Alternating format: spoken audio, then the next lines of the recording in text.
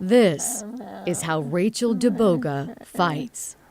When I was diagnosed with ALS at age 28, I lost my teaching career. With her mind and her eyes and her dogs Malka and Pickle by her side, she stands up to the neuromuscular disease amyotrophic lateral sclerosis, or ALS. I have been thinking about whether or not I will live long enough to go gray, or if I take after my grandmother. A speech tablet tracks her rapid eye movements as she types out her latest blog, translating her thoughts into the spoken word. Now I am determined not to let a day go by without fighting for my life.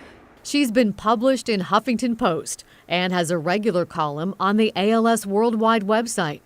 Her writing about living with ALS, her weapon against a disease that so far has no cure.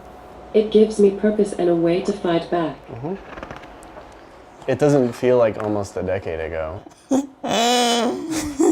It's not the story she and her husband Evan planned to write when they married 9 years ago. But it is a love story. I love you. So young when she was diagnosed, doctors at first couldn't believe it could be ALS. In 2 short years, it's destroyed the nerves of this former ballet dancer. There were ballet moves that she would just throw into everyday movements, like putting something in the oven or picking up a notebook. Weakened her body so much she can no longer pursue her passion, teaching English to 5th and 6th graders. Took her dream of having her own children, robbed her of her ability to eat, and affected her speech. Never in her worst nightmare did she imagine something like this would happen.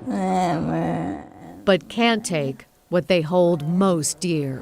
You can either live your life positively when something's taken away from you, or you can live in your suffering and in a dark place, and we've chosen to live our lives for each other. Evan left his job to take care of her full time, there for her every need, making sure she gets the proper nutrition through her feeding tube several times a day. Most of the hydration is through the tube. Her medication. Our friend who's a vet was visiting us one time and saw me doing that, and she was like, "That's quite a medication protocol you got there." And those little touches she can no longer do herself. Water.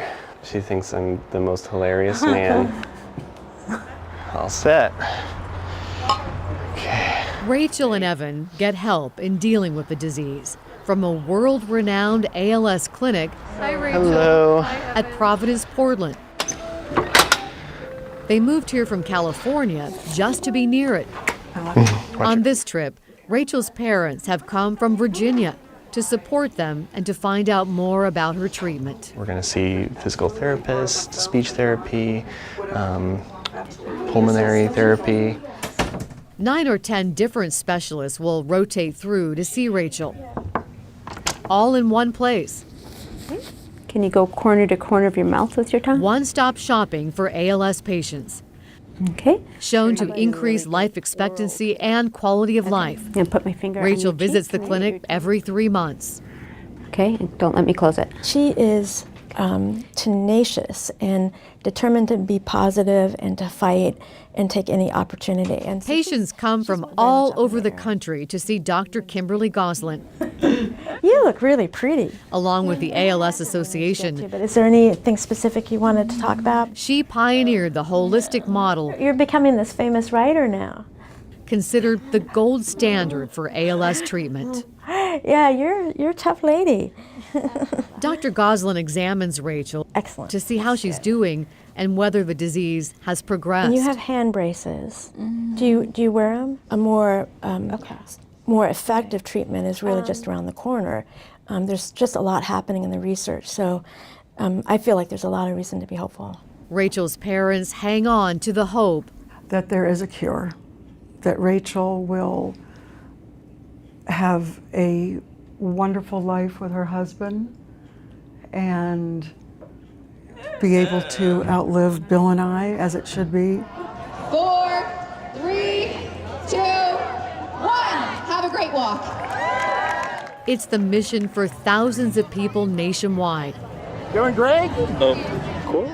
In Portland, people living with ALS I am here in memory of my mom.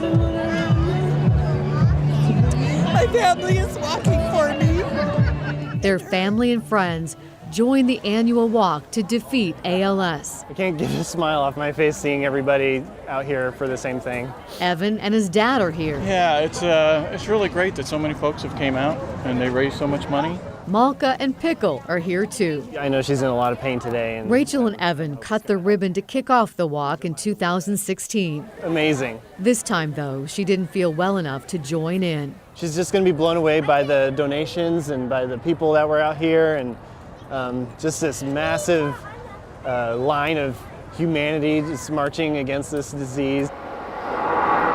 Back at home, too weak to walk, but strong in her resolve.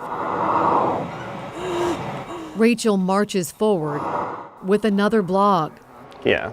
I'm always looking for new ways to spread awareness. She hopes her blogs raise awareness about ALS, Miracles thrive on perseverance and strong hearts. help others in their fight, I am undaunted by exhaustion. and recruit warriors to fight in the battle to find a cure. I am not afraid. Yep. That's for sure. ALS may have changed the script for Rachel and Evan, but they're determined their love story isn't finished, and they'll be the ones to write it. Love you. You're wonderful. You're wonderful.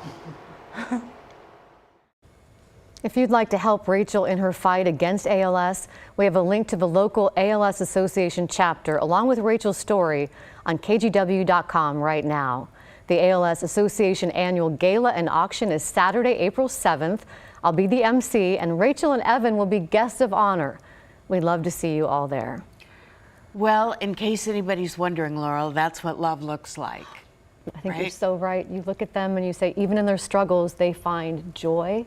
And in that, I think they give us all hope. I think so too. They have beautiful souls, and we are rooting for them. Yes, we are. By the way, next week is their wedding anniversary, and the next week after that is Rachel's birthday. She turns 31.